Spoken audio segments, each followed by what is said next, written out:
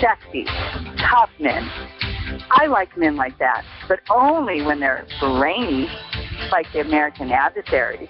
These guys are sexy and smart. And we're back, and we are here in Drive Time Prime Time. It is clouded up a little bit out there. I understand there's some showers and places out there on the roads, so if you're heading out, just be aware of that. And be careful if you run up against some of those wet roads, because, it hasn't rained for a while, so they say after a long time. Black ice. Yeah, be careful. It'll be slippery out there. Okay, and we got some more to talk about here, and I see Mara Lee of Vacation Travel Planners is here, so we'll bring her in the next segment. We'll talk about the latest out of Vacation Travel Planners playbook. But first, I want to go back. By the way, welcome back to the show. I'm Christopher Hart, along with Lair Adams. We have Lucas Paris in here. He's got the Periscope up and running. Just go to YouTube and dial in our station, American Adversaries TV. And by the way, we're putting them up there. They don't have to watch it live, do they? No, they don't. I'm literally putting them up as the segments finish. All right. So they'll be only be a couple of minutes behind us, technically. Well, that, or you can just watch it at your convenience.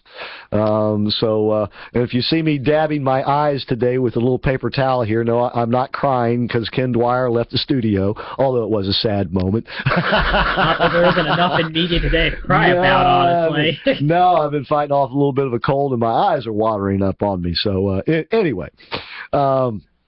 This is another story, though, to make you want to cry. It was in today's Orlando Sentinel that Florida is considering wind farms.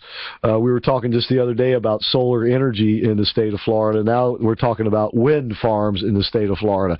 And the reason we don't have many wind farms here right now is because we really don't have steady winds like you need to make these things practical, at least not at the heights where most wind turbines are built. They're typically about 250 to 300 feet tall. They would need to be about twice as tall as that to be effective here in Florida, which they're talking about doing, and may eventually end up doing that. I mean, this does seem to be one of the Greens' favorite forms of alternate energy. Right now, wind turbines provide about 4% of our overall power needs, and mostly on the West Coast out there in California, Oregon, some in Texas. Hey, we need to kill some more birds. Well, I was just going to get to that part of the story, Lair, so thanks for leading us in that direction, because right next to, now, it's interesting because the sort of the pro-wind farm article starts on the front page of the Orlando Sentinel and then is continued on page A11.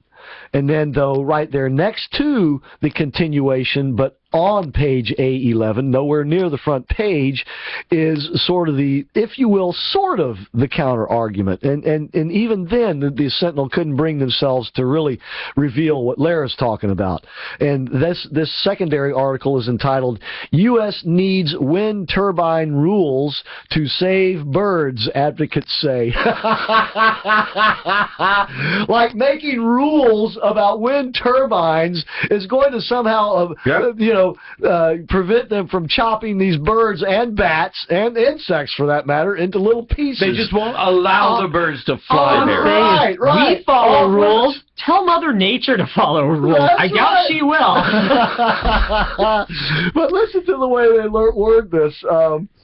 Federal guidelines from the U.S. Fish and Wildlife Service urge wind energy developers to locate turbines with special care in places such as the Thumb region of Michigan's or Lower Peninsula, or avoid them altogether to prevent fatal collisions between birds and the tower's whirring blades.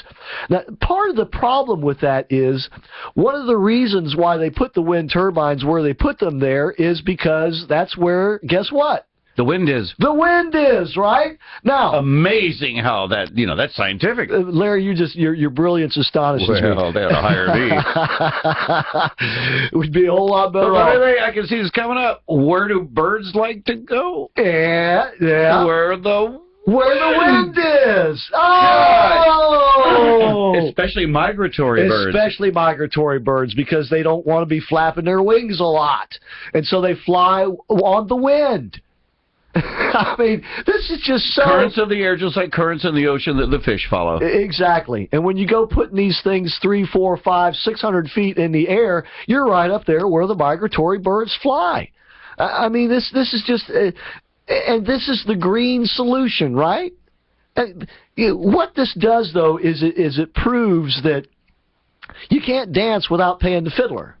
In other words, if we want energy... If we want to warm our homes in the winter and cool them in the summer, it's going to cost something. Either we're going to have to take oil out of the ground and burn it, coal out of the ground and burn it, natural gas out of the ground and burn it, or we're going to whack up a bunch of birds into little pieces, or we'll give up a lot of area to solar energy and not have the reliability. We'll be cold when we don't want to be cold, or we'll be warm when we don't want to be warm. I mean. It's like the law. I forget which of the laws of thermodynamics it is, but there are the laws of thermodynamics, and basically these are, if you will, rules of nature. And one of the laws of thermodynamics is that no system is totally efficient. In other words, there's always a cost, there's always a loss, there's always a waste, no matter what system you are talking about. Whether that system is our planet spinning on its axis, or whether that system is a motor in your car. There is still something that is taken and used and replaced in the process. And so to think that green solutions are just they're the most wonderful thing, and why can't people see how much better they are than those mean old nasty carbon sources of energy is just not realistic. It doesn't match the real world. In the real world, no system is 100% efficient. There is no perpetual motion machine. And you're not going to get everything you want out of one thing. I mean, I see people today that drive these teeny little cars. Now, yes, you're going to save a lot of money driving that teeny little car till you get into an accident. And the guy in the bigger SUV that isn't hurt as bad, and you lose arms and legs, or your life is ruined, or you're killed. How much did you save? How much of the earth did you help? Yeah, exactly. And, in their quest to save the planet, they are destroying the planet. It's because that's the way nature is. Even the earth is not a perpetual motion machine. It is gradually slowing its spin on its axis, gradually slowing. It's a very gradual thing, but we have to adjust our atomic clocks to compensate for it. Got a little note here the other day. The Earth gets, gets 100 tons heavier every day due to falling space dust. Well, yeah. So no system is untouched by the realities of nature, and this is what the green energy movement would have us believe that they can do. But at every turn, we find that it's fraught with danger. It's fraught with unreliability. It's fraught with nonsense, foolishness, and a lot of it's arrogance. It is. It is total arrogance. That would be the one word that I would describe it. Arrogance in the sense, first of all, that human beings have that much of an impact on nature to begin with. We're puny in the overall scheme of things. And then arrogance in the sense that green energy is going to be the solution to all of these environmental woes. Well, you cannot have life without pollution, if you want to call it that. The whole process of living means you will produce byproducts of life. It's just the way it is. Then you just get down. You have to really, if you're being a real person, a real thinker, you simply get down to thinking about, okay, well, if all of life has costs, so to speak, where can I most efficiently spend that? And we're not doing that now because we're caught up on all this, green energy nonsense. And still there are a lot of conservatives out there who think that, human beings do have an impact on the environment, and gosh, we got to do something about it. I mean, George W. Bush said that. Mitt Romney said that. If the next Republican candidate comes along saying that, we're going to have Hillary Clinton for a president because it's just not reality. and you're not providing the contrast from that unreal world to the real world. As long as you are willing to live in the unreal world, you Republicans, you will get burned by it. This is why it's kind of encouraging, the news that Ken brought into this election in Jacksonville. The new mayor, Lenny Curry, just got down to business. He says, look, the city's broke. You know, we got to do stuff to turn this around. We can't keep going down this same, rosy-eyed, looking through the rose-colored glasses approach. We have to look at things as real as they are. And we have to deal with them with that reality and understanding that no system is 100% efficient. It just doesn't work that way. So when you put that up as your goal, you're already setting yourself up for failure. Of course, with Democrats, they don't mind failure because they got Republicans to blame it on. Just look at the train. Just look at the train. Yeah, they didn't care where the train derailed. They didn't care why it derailed. All they cared was that they could go out and make political points on it. And they did. So the Republicans should know by now what they are up against. And they should know by now that if you're going to play on the Democrats' playing field, so to speak, the Democrats are going to mop the floor with you.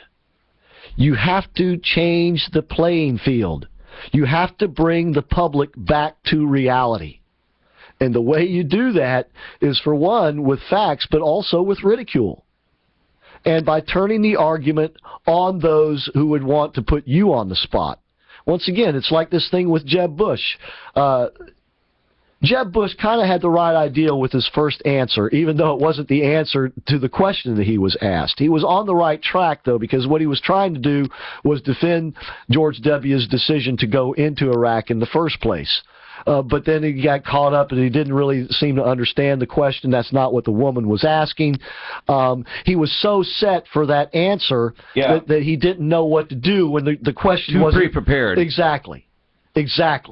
And then after that, he just got all flustered and didn't really know what he wanted to say at the end of the day. And so finally, he ended up saying what the questioner evidently wanted to hear. And by the way, this was from Megyn Kelly. Yeah. So, it wasn't as though he was up against, some liberal out to get him like George Stephanopoulos. Just imagine if he had been. But it comes down to the point that he wasn't really comfortable defending conservatism and defending the role of the United States of America as being the world superpower. And if you're not comfortable doing that, the Democrats are going to eat you alive. Because that's where they want you. They want you in an area of discomfort, an area where you don't feel confident, an area where they got you hanging on the line, to their hypothetical questions. You got to be smarter than that. You got to turn those hypothetical questions around and show them to be absurd. And W didn't do it, and to be honest with you, I haven't heard pretty much anybody yet do it. But believe me, there are other people out there who feel like I do. I believe it was on Fox News this morning. They had a veteran on there going, hey, what about us? Yeah. Now you're telling us that we went over there, all these tours of duties, and all of our buddies who didn't come home. Waste time in Ramadi? Yeah. You wouldn't do it again? I mean, come on. Okay. It looks like we're up against another break. When we come back, we're going to have Marilee of Vacation Travel Planners join us. So please don't go.